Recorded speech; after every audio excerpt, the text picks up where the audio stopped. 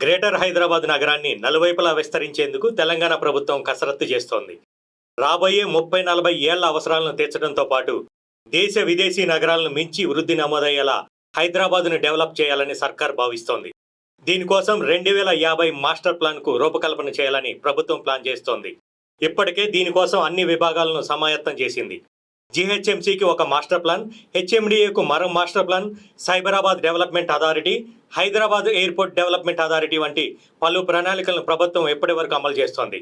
వాటన్నిటి స్థానంలో సమగ్ర ప్లాన్ను తీసుకొచ్చేందుకు సర్కారు ప్రణాళికలు సిద్ధం చేస్తోంది. ఒకసారి మాస్టర్ ప్లాన్ ఫైనల్ అయితే అందుకు అనుగుణంగా మౌలిక సదుపాయాల కల్పన జరుగుతుంది. దీంతో రియాలిటీ రంగ అభివృద్ధి ప్రణాళికాబద్ధంగా సాగుతుంది. 2050 మాస్టర్ ప్లాన్ కోసం ప్రభుత్వం తీసుకుంటున్న చర్యలను స్వాగతిస్తున్నాయి ఇండస్ట్రీ వర్గాలు. ఎక్కడెక్కడ ఎలాంటి అభివృద్ధికి భూములు కేటాయిస్తారనేది ముందుగానే తెలుస్తుంది. పరిశ్రమలకు, ఫార్మాసిటీకి, ఐటీ పరిశ్రమలకు, గ్రీన్ జోన్కు, రెసిడెన్షియల్, కమర్షియల్ నిర్మాణాలకు ప్రభుత్వం ప్రత్యేక జోన్లు ఏర్పాటు చేసే అవకాశం ఉంది. దీంతో ఆయా ప్రాంతాల్లో రియాలిటీ మార్కెట్ మరింత పెరిగే అవకాశం ఉంది. వృద్ధికి ఆస్కారం ఉన్న ప్రాంతాల్లో రియాలిటీ మార్కెట్ పెరగడంతో పాటు కొనుగోలుదారులకు ఎలాంటి ఇబ్బందులు లేకుండా మౌలిక సదుపాయాలు కూడా పెరిగే ఛాన్స్ ఉందని ఇండస్ట్రీ వర్గాలు అంచనా వేస్తున్నాయి.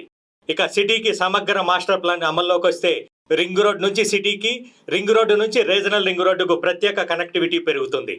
మెట్రో రైల్ కనెక్ట్ విషయంలో కూడా క్లారిటీ రావడమే కాకుండా ప్రాజెక్టుకు అడుగులు పడతాయి. వీటితో పాటు విద్యుత్, త్రాగునీటి సరఫరా వంటి మౌలిక విషయాల్లో ప్రభుత్వం మాస్టర్ ప్లాన్ ప్రకారం డెవలప్ చేయాల్సి ఉంటుంది.